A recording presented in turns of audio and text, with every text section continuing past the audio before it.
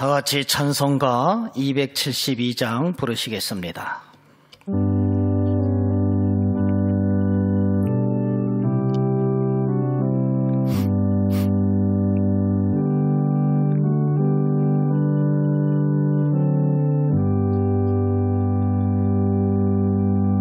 고통의 멍에 벗으려고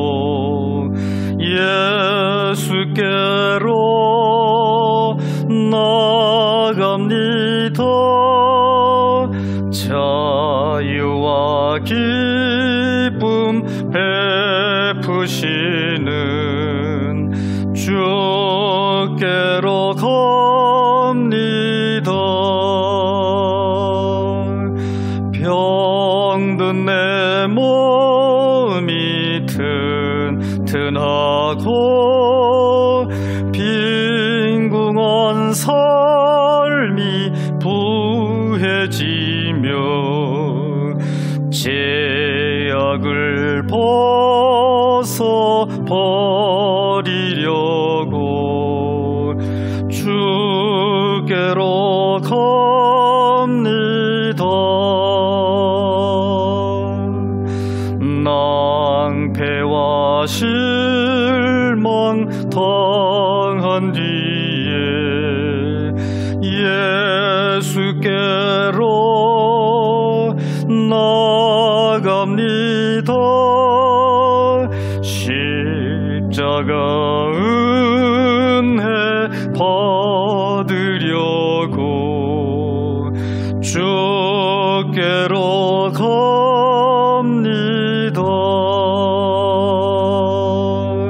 슬프던 마음 위로받고 이생의 풍파 잔잔하며 영광의 찬송 부르려고 주께로 갑니다.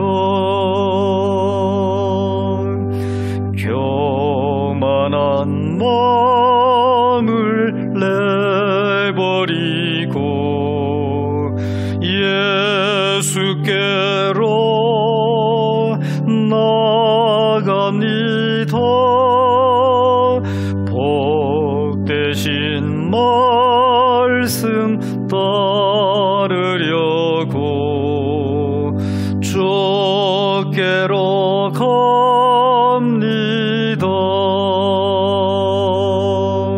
실망한 이 몸 힘을 얻고 예수의 크신 사랑받아 하늘의 기쁨 맛보려고 주께로 갑니다. 죽음의 길을 벗어나서 예수께로 나갑니다.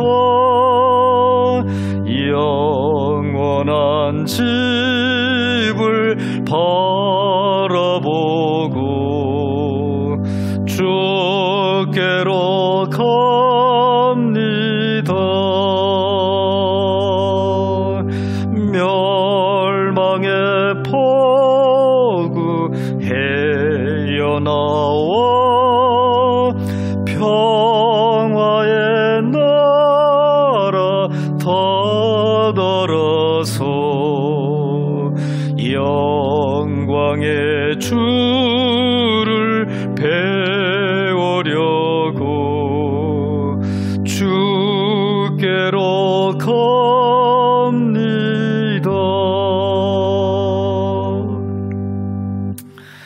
다 같이 사도신경으로 신앙고백 드리시겠습니다.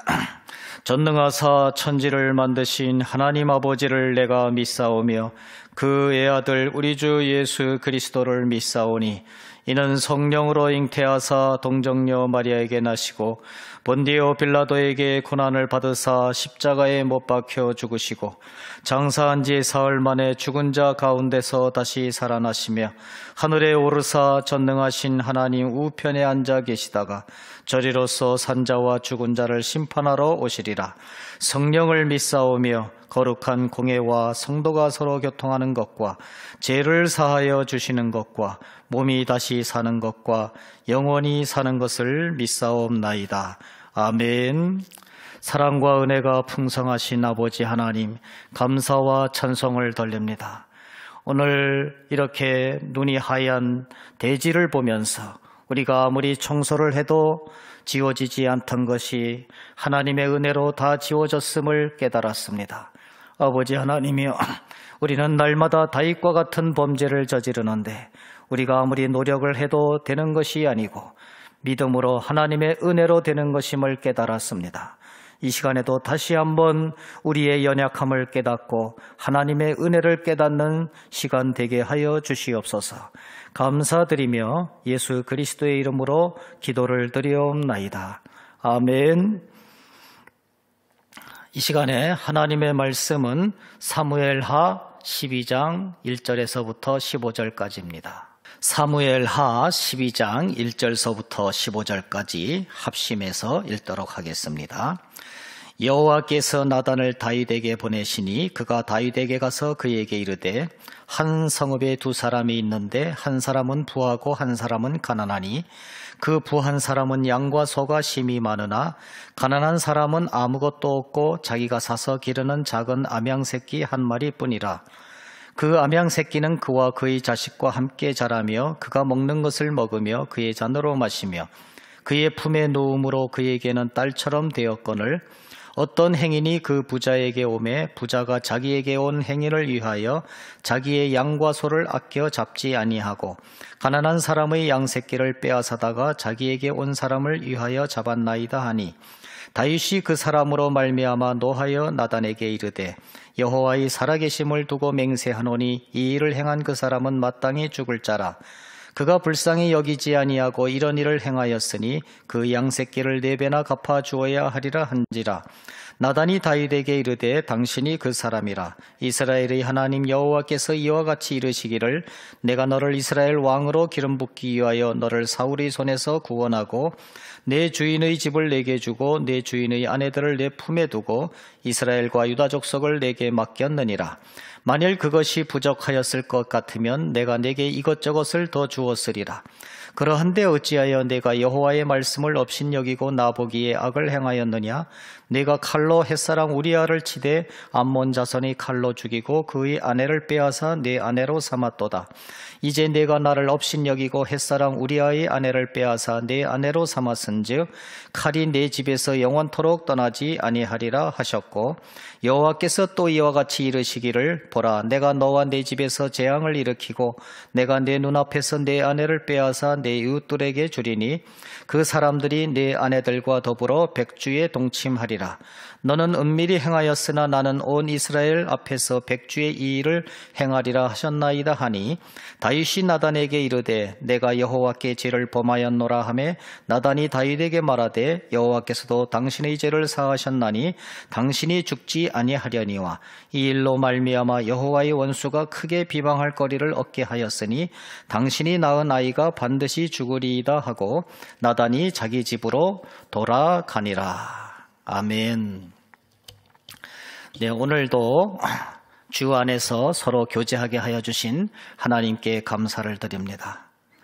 오늘 우리가 사무엘하 12장 1절서부터 보았는데 오늘 본문이 시작하기 전에 11장 27절에서는 이렇게 마감을 했습니다.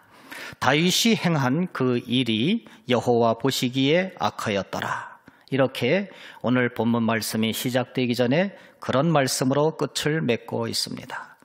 우리아의 아내 밧세바를 우리 다윗이 간음을 저지르고 나서 그것을 숨기기 위해서 우리아를 끌어들여다가 유혹도 해보고 결국에는 죽이고 그리고 밧세바를 아내로 삼아서 아들을 낳은 일, 이 모든 일을 하나님께서는 악하게 보셨다는 말씀입니다. 하나님은 공의의 하나님이십니다. 이 공의의 하나님이시기 때문에 악한 일에 대해서는 반드시 심판을 내리시는 것을 볼 수가 있습니다. 그냥 넘어가지 아니하신다는 것이지요. 그래도 다윗은 하나님께서 특별히 사랑하시는 인물이었기 때문에 하나님께서는 오늘 나단 선지자를 통해서 다윗에게 한번 회개할 기회를 주시고 있습니다. 나단 선지자는 다윗에게 가서 하나님의 명령을 받들어서 다윗에게 가서 비유로 돌려서 말을 합니다. 직접적으로 내가 밧세바를 간음하지 아니하였느냐, 우리야를 죽이지 아니하였느냐, 이렇게 직접적으로 얘기하는 것이 아니라 비유를 들어서 돌려서 얘기했다는 것입니다. 아마도 직접적으로 얘기를 했으면은 진정한 회개인지 아닌지 알 수가 없었을 것입니다. 그런데 돌려서 말했을 때 바로 내가 그 사람이라고 했을 때 거기에서 회개를 했다는 것은 진정한 회개라고 우리가 볼 수가 있는 것입니다. 나단 선지자가 이 다윗에게 어떻게 비유로 말씀을 했습니까? 한 성읍에 두 사람이 있습니다. 한 성읍에 두 사람이 있었는데 한 사람은 너무 부자예요. 그래서 양과 소가 심이 많습니다. 그런데 그 성읍에 사는 또 한 사람은 너무 가난해서 아무것도 가진 게 없고 다만 암양 새끼 한 마리만 가지고 있습니다. 그러니까 재산으로 따지면은 비교가 안 된다는 것입니다. 그런데 어느 날 행인이 부자에게 찾아왔습니다. 행인이 부자에게 찾아왔으니까 대접을 해야 되겠는데 내가 가지고 있는 양과 소는 너무 아까워요. 재산상으로도 아깝고 내가 기르던 건 너무 귀하고 또 정이 들어서 아까웠을 것입니다. 그래서 나와는 정이 별로 없는, 내가 별로 사랑하지 아니하는 가난한 사람의 암양 새끼가 탐이 났습니다. 그 암양 새끼를 빼앗아 가지고 죽여서 음식을 만들어서 대접을 했습니다. 이렇게 비유로 말씀을 한 것이지요, 나단 선지자가. 그러니까 다윗 왕이 거기서 뭐라고 얘기를 합니까? 아니, 뭐 그런 사람이 다 있느냐?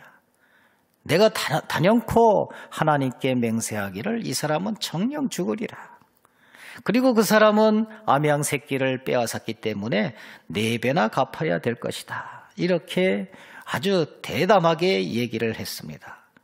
그때까지만 해도 다윗이 자기를 가리키는 것인지 잘 몰랐던 것 같습니다. 그러니까 나단 선지자는 뭐라고 말씀을 합니까? 당신이 바로 그 사람이라.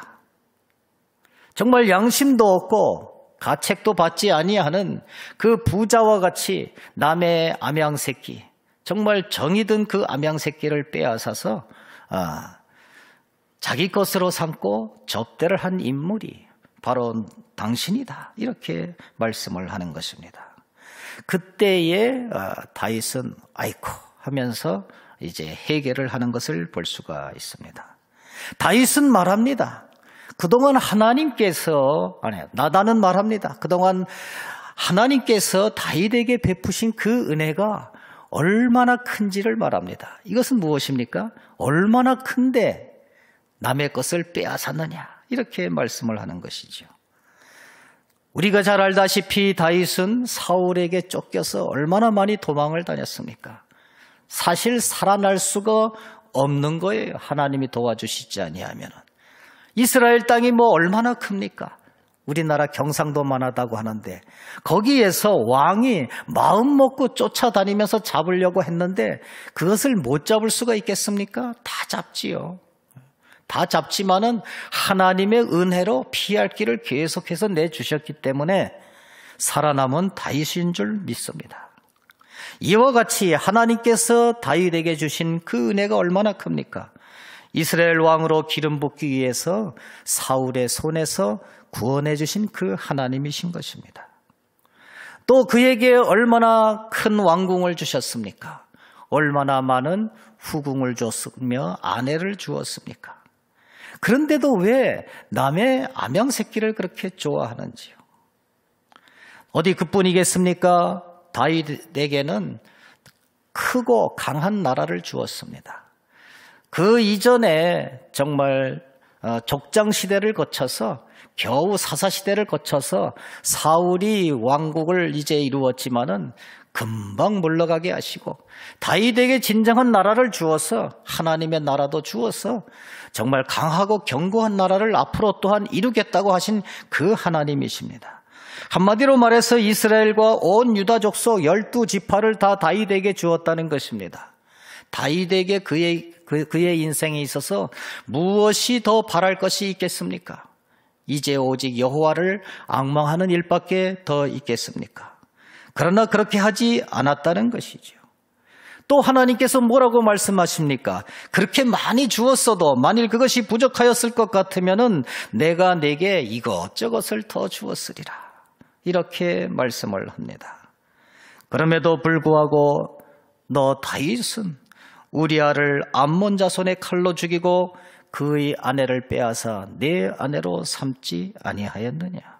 이렇게 말씀을 하시는 것이죠. 오늘날 우리는 인생을 살아감에 있어서 나에게 주신 하나님의 은혜가 무엇인가 날마다 깨닫는 것이 중요합니다. 나에게 주신 하나님의 은혜를 깨달아야 우리가 남의 것을 더 탐내지 아니한 것입니다. 우리는 다윗과 못지않은 그러한 하나님의 나라를 선물로 받은 사람들이 아닙니까? 그러나 다윗은 그것을 깨닫지 못하고 아직도 작게 여기고 그렇기 때문에 거기에 범죄의 길로 들어섰고 하나님께서는 어마어마한 징계를 오늘 내리고 있습니다. 어떤 징계를 내리고 있습니까? 칼이 내 집에서 영원토록 떠나지 아니하리라. 칼이 영원토록 떠나지 아니한다는 거예요. 우리가 생각했을 때 칼이라는 것은 그 당시에 세상을 살아갈 때에 꼭 필요한 것이었습니다. 그리고 칼이 있어야 도둑이 침입해도 무찌를 수가 있고 칼이 있어야 군사가 있어야 애침을 당했을 때도 이길 수가 있지 않겠습니까? 우리는 그렇게 생각하기 쉽습니다. 그러나 그렇지가 않아요. 칼이 함께하는 사람에게는 반드시 칼이 있는 사람과 접촉을 하게 되어 있습니다. 무기를 든 사람에게는 반드시 무기를 든 사람이 오게 되어 있습니다. 총을 든 사람에게는 반드시 총을 든 사람이 오게 되어 있어요. 우리가 칼을 항상 가지고 다니면은 다른 칼을 안 가지고 다니던 사람도 칼을 가지고 다녀야 돼요. 무슨 일을 만나면은 칼을 써먹어야 되니까. 미국에서 총기 사고가 왜 많이 일어납니까? 다 총을 가지고 다니니까 내가 위협을 안 느껴도 내가 나갈 때 총을 가지고 다녀야만 됩니다.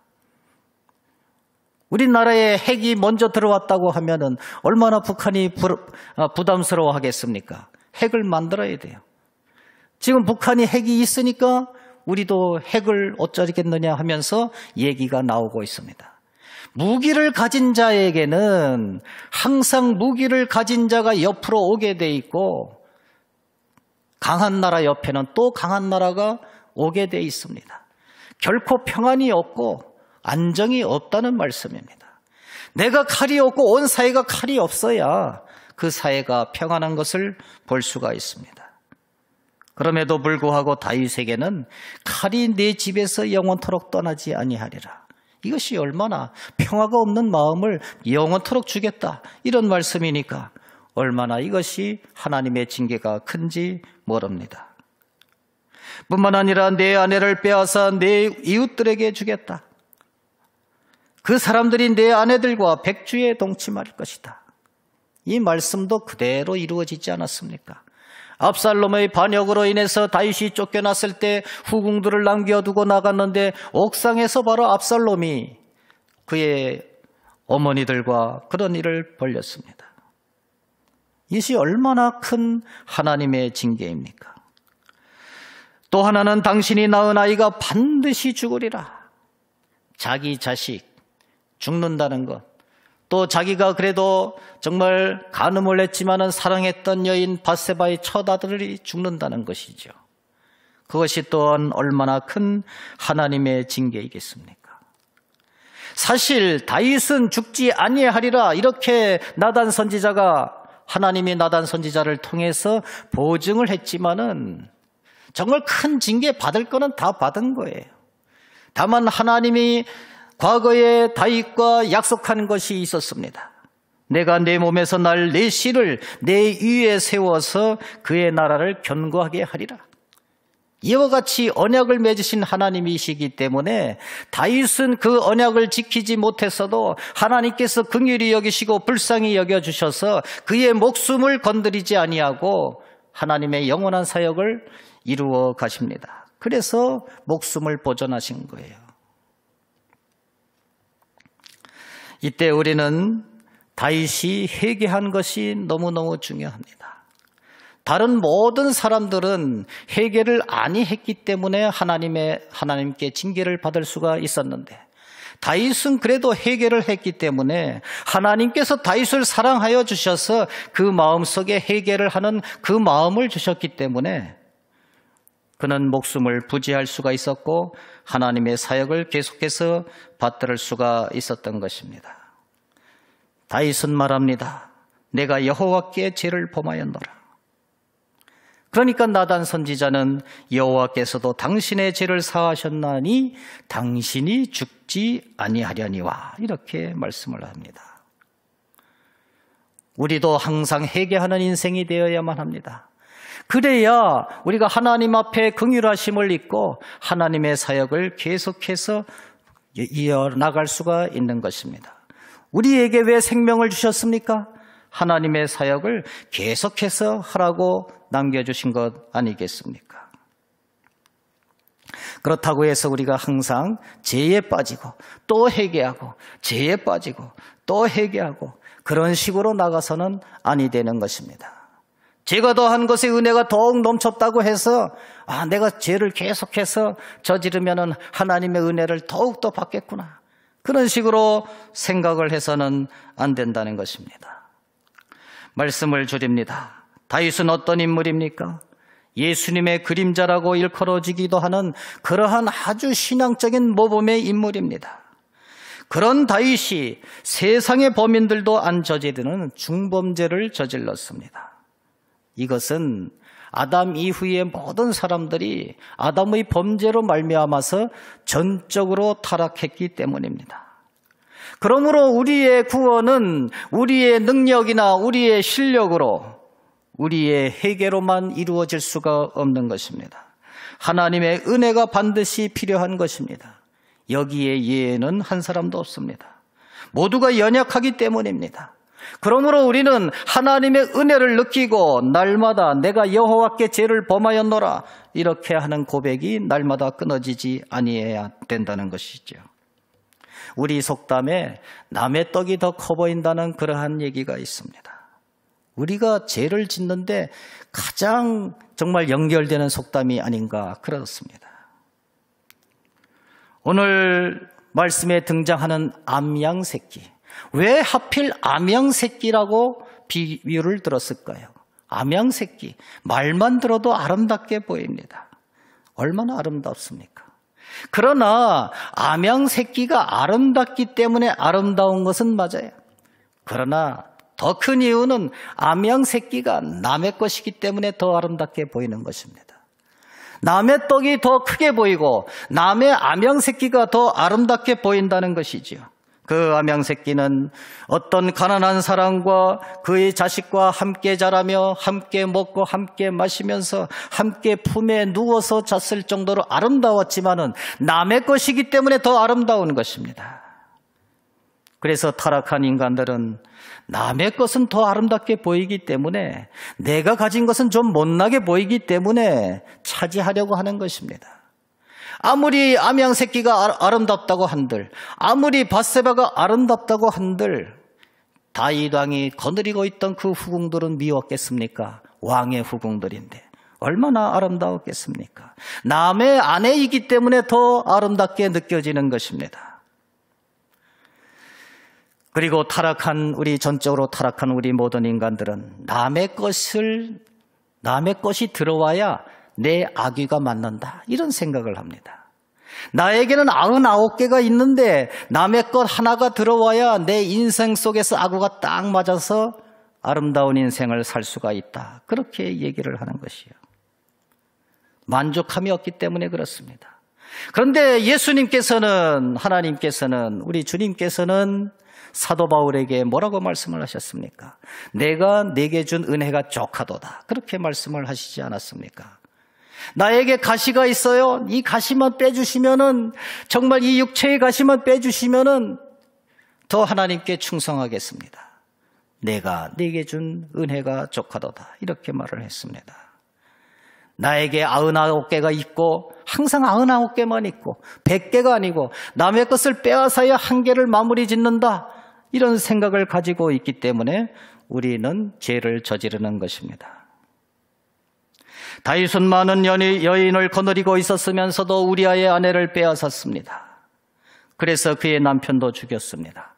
정말 악한 일을 저질렀습니다. 그러나 우리는 다윗이 저지른 사건보다도 더 나쁜 일들을 날마다 저지르고 있는 것을 볼 수가 있습니다. 우리는 다윗의 후궁이나 다윗의 왕권보다도 더 강력한 것을 가지고 있습니다.